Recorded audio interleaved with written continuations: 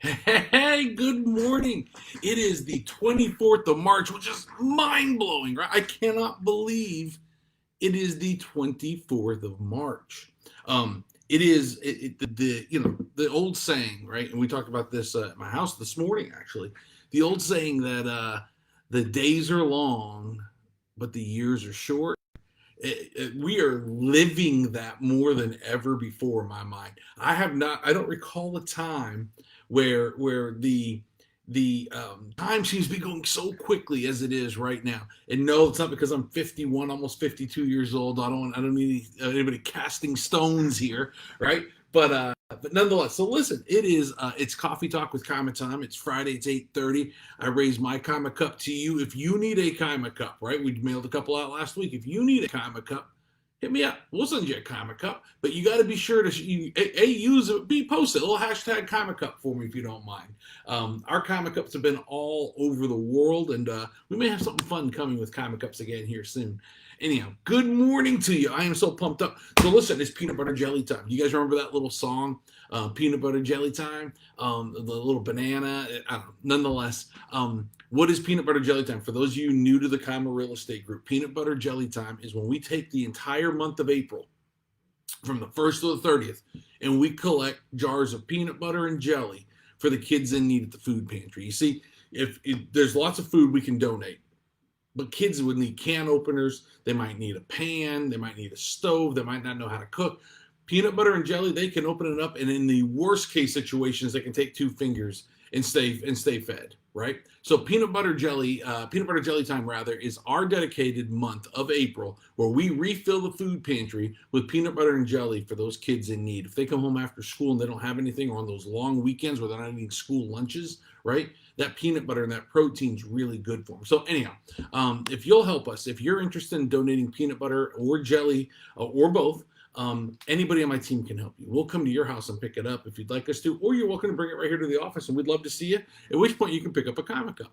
Anyhow, listen, peanut butter jelly time, the whole month of April. Would love, love, love to see your faces. And every year you show up and show out, and we're so grateful for that. We're going to refill it again, guys. Anyhow, enough about that. So today was one of those days where I started looking at the chart of like what national day is today. I like to look at that, right? And today there's three things that today is. It's the National Day of Cheesesteaks. It's the National Cocktail Day, and it's National Chocolate Covered Raisin Day. I was like, wow, we're winning here today, right? Those three alone. But number one, I want to mention cheesesteaks, right? So I married a beautiful, talented, gorgeous, wonderful woman from Pennsylvania who went to school at St. Joe's in Philadelphia, right? The Philly cheesesteak. You've heard of that, right? Do you think I've ever been taken out one time in Philly for a true Philly cheesesteak? Not once. Not once. She married a gorgeous, good looking, talented, charismatic, humble guy from New England. She's eaten her fair share of lobsters, let me tell you, on the coast and off. But I haven't had a single cheesesteak in Philly. Not one. Not one. Anyhow, yeah, and I know she'll watch at some point today. So yes, this is me begging for a cheesesteak, right? But did you know what tomorrow is? This is even bigger. This is much bigger. Tomorrow's National Lobster Newburg Day. If you don't know what Lobster Newburg is, look it up. When I was a kid, my grandfather was a meticulous cook, right? Very meticulous. And I idolized my grandpa so much that when I was adopted to become a Kima, I chose his name as my middle name. That's how much I love my grandpa. And Grandpa, when he was around, would make us Lobster Newburg once a year, and it's the absolute best. And my aunt Eileen makes it, my dad makes it, and it's wonderful. Don't get me wrong, but it's not Grandpa's Lobster Newburg, right? So I may this weekend take a shot at making some Lobster Newburg. We'll see. We'll see how things turn out. But do you happen to have one of those dishes in your family that only one person can make it and nobody can recreate it? If so, hit me up with that. Let me know what that one dish is, right? As you know, last week we did a short abbreviated version of Coffee Talk, and I did it from the shores of Lake Mattawa in Orange, Massachusetts. Shout out to Orange. And I was home for a sad reason, right? To see the funeral of my former baseball coach and father of one of my closest friends, Vic Colo. And Vic he didn't disappoint. The people that came told so many great stories. It was wonderful. But one final tribute to Vic Colo this morning and to his family. And I just appreciate you wrapping your arms around me and including me. It meant a lot. It meant an awful lot. But it was great to be home. Always good to be home. So quick story. Cole is 19 now, but back when he was, I don't know, call it 7. So what was that, 12 years ago? When he was 7, he was sitting on the couch over to my right, and we're watching TV up ahead of us. And I said something about, oh yeah, that was before the internet. And he stopped. It's like the whole world stopped in that moment. And his head snapped at me, and he looked at me and he said, "Before the internet?" He had no idea the internet had never existed. As a 7-year-old, it didn't like. I'll never forget the moment. Like I was like, "Oh yeah, Cole." At one time, we didn't have not that long ago, we didn't have the internet, right? And it just got me to thinking about what has changed so much, right? And since the dawn of the internet, and you could list a million things and certainly share those with me. One that came to mind was how we buy used things, right? Used to be, if you wanted to buy something used, you listen to that Saturday morning radio show, right? The yard swap show. You know, Joe in Wendell has, a 1963 blah, blah, blah for sale. He's asking $300, whatever, right? That was one way. The other way was to go to yard sales on weekends. And yeah, people still do yard sales, but there's a yard sale every single day online, right? Whether it be through Facebook Marketplace or eBay, whatever the different places are. And so it got me to thinking about Cole specifically because he does a lot of buying and reselling, and Camden's starting to get into buying and reselling. But how much has the internet changed that? Right? If you wanted to buy and resell it the Gary Vaynerchuk way, you go to yard sales, you negotiate, you come home and you sell it, right? And you still can do that. But you can do it every single day now. Thrift store, I mean, you name it, right? The thrifting is actually a verb. I think that's a verb. But thrifting is actually a verb now. So it got me to thinking about, like, what do you buy used versus new, and how do you do it? All those kinds of things. Anyhow, so speaking of before the internet, I was in Orange, and I was at my dad's house. Now, my dad, if you gave him a big on button on a computer, he wouldn't know where to find it, right? Like, he doesn't turn on computers. He doesn't own a cell phone. He has no idea what the cloud is, doesn't care. I'm going to tell you how remote we really were, all right? When you go to my dad's house, if you want to make a long distance call, you've got to take a little card that he has because he won't pay for long distance. You have this little card that he has to dial in some special number to make outbound long distance calls. That is no joke, just absolutely no joke. The other part is, like, if you can call him inbound, right? Like, he'll take those calls, but in order to reach him, and so he did end up with a cell phone, sorta, right? Prepaid 19. I think this might be like the early, maybe 1999 cell phones, right? But that's how remote we were. The idea of having Wi-Fi access or anything like that just doesn't exist back home. So it's funny how so much has changed. Trey, good morning to you, buddy. Hopefully you're back here, and hopefully you enjoyed your trip. Yeah, well, I got a little something started again. Anyhow, so I want to talk about one of my biggest pet peeves. So I failed 7th grade English, and I about failed 8th grade English and 9th grade English. And Mrs. Kazmarzik and Mrs. Edmonds and Mrs. Smith or Miss Smith, they will all tell you that I barely hung in there, right? Yeah, I think I passed more with charm than I did with actual knowledge. But in there, one of the things I did learn was this word called contractions, right? And I didn't know it was a conjunction or contraction. I just remember the song "Conjunction Function." Conjunction junction. What's your function? Whatever. You know the song from the 70s and 80s, right? Saturday morning cartoons.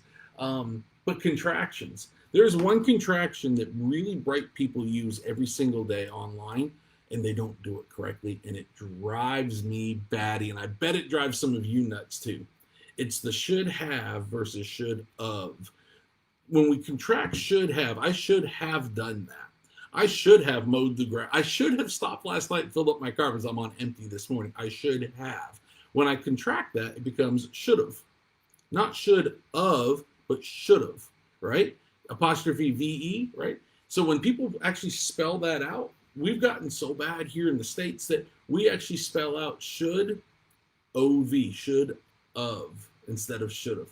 Drives me nuts. I know it shouldn't drive me crazy, and I know that those are the things that people tell me to lay off, but honestly, I just can't stand that one. It's like the there thing, right? Same idea, but the should have one really drives me nuts. It's not should have. I should have done that. It just doesn't even make sense. Like, stop and think about it for a second. It just doesn't make sense. So anyhow, there's my pet peeve for the day.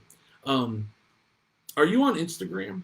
Like, do you follow Instagram like every day? If you do and you watch any Instagram videos, you have had to have seen, unless maybe you have, because I guess the Instagram has some sort of a way to track, right, the algorithm to show you things that you're going to like. I get a lot of dog videos, as you can imagine, right? Lots and lots of dog videos.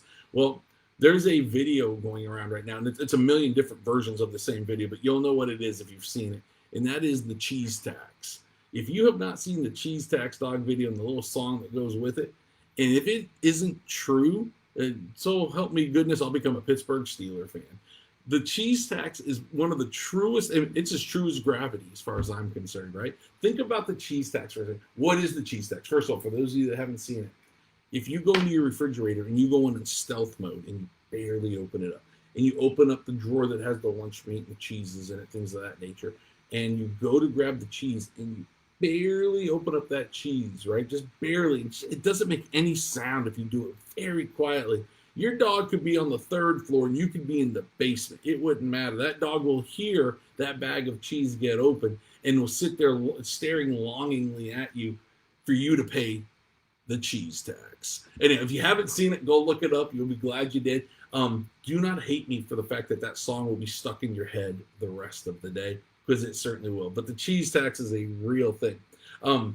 So Camden loves that. Camden's my 15-year-old son. He loves to ask us questions. Most of the questions are all around sports. Dad, who's the best linebacker to play in the 80s? Dad, what's the best young talent you would pick if you were to start a team in Major League Baseball, et cetera, et cetera. It is endlessly, constantly asking me these questions, right? Last night he asked a question of both Jennifer and I, and the question was, what was the very best thing to come out of the 80s and the 90s? He asked the 70s, obviously, there's one answer for that. But anyhow, so he asked us what was the best thing to come out of the 80s and 90s. And so I got to thinking about that, and I couldn't come up with a single answer. He's like, please tell me all you boomers aren't going to say Michael Jackson. I was like, oh, no. Yes, very famous, but was he the best thing to come out of the 80s? No. But so Jen said the music in the 80s. Okay, well, great. But because that didn't pass Cam's test, he wants to know what's the best song or best album. He wants to be very specific. So I ask you this week, and I'll share the results next week. What are the very best things in your mind that came out of the 80s and the 90s? It could be a person, it could be the internet, it could be Wi-Fi. I mean, whatever you think it is, what is the very best thing that came out of the 80s and the 90s? We'll post that question a few times this week and share these results with you next week. But I couldn't come up with an answer. The 70s was easy. The 80s and 90s, though, I'm not sure how to answer that. So I'd love to hear what you have to say about that. So do you know? You probably heard the term messy middle. Have you ever heard the term missing middle? Have you ever heard that term? It is a term. It's a catchphrase now in Raleigh for the city's new way to look at their new approach, rather, at housing and development. Right.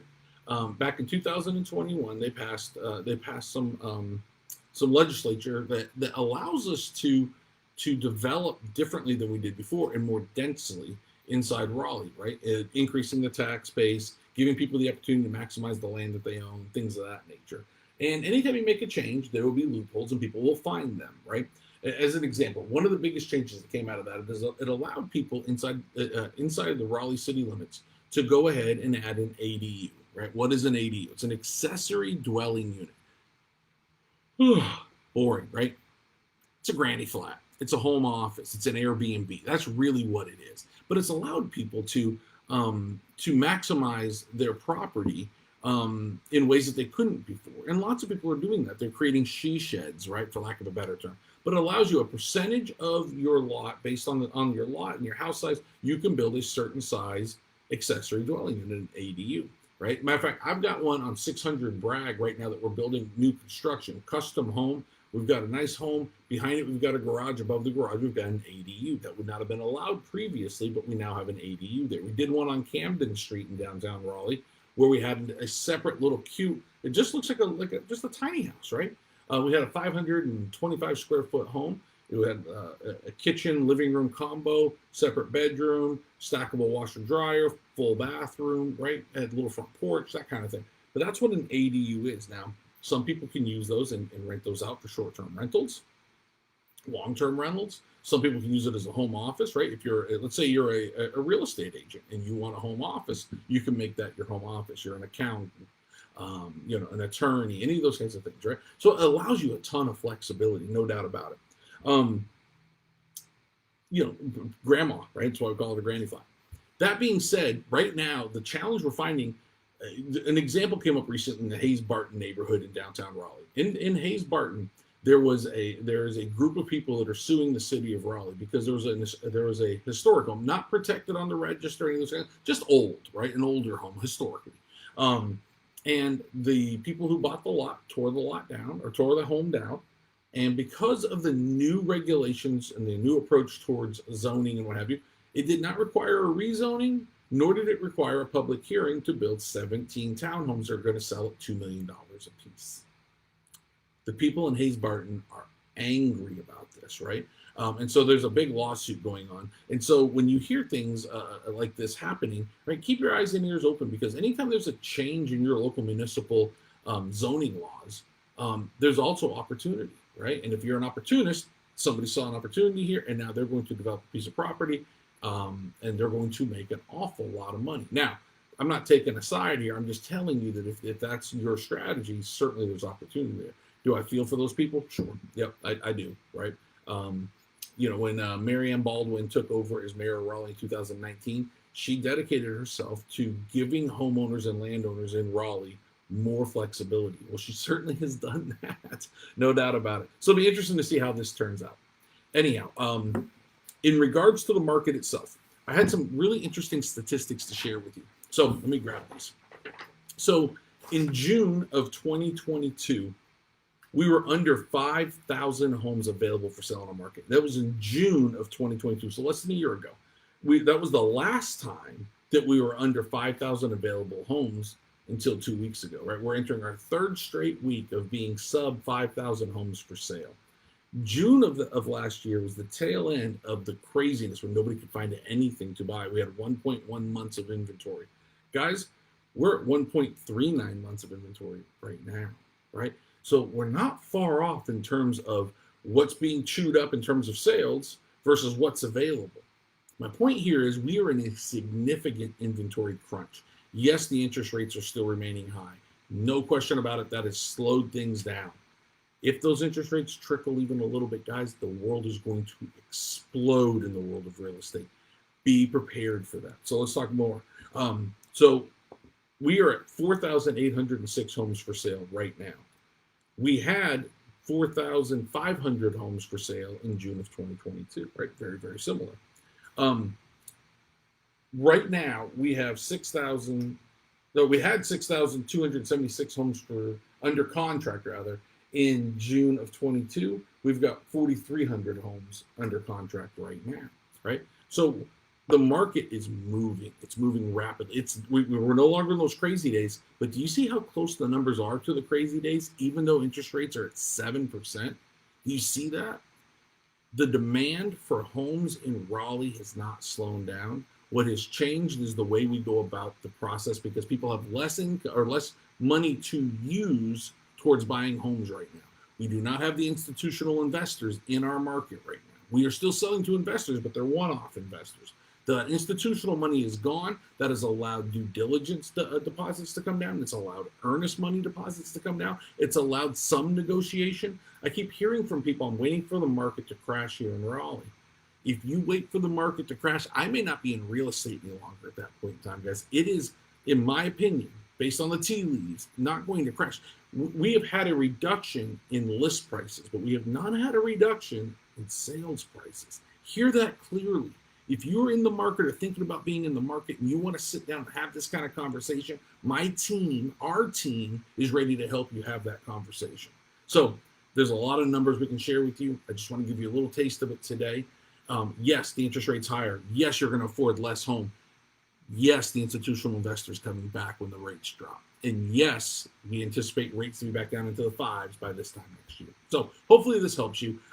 Peanut butter jelly, don't forget the entire month of April. Bring us your peanut butter and jelly. If you want to bring it early, we're okay with that. I love you guys. If nobody has told you this yet today, if you're by yourself or you feel lonely in life, wherever you are, you really do matter. You matter to somebody. If you don't matter to somebody, you matter to me. The fact that you're on here today means a lot to me. I appreciate you, and I'll see you in a week.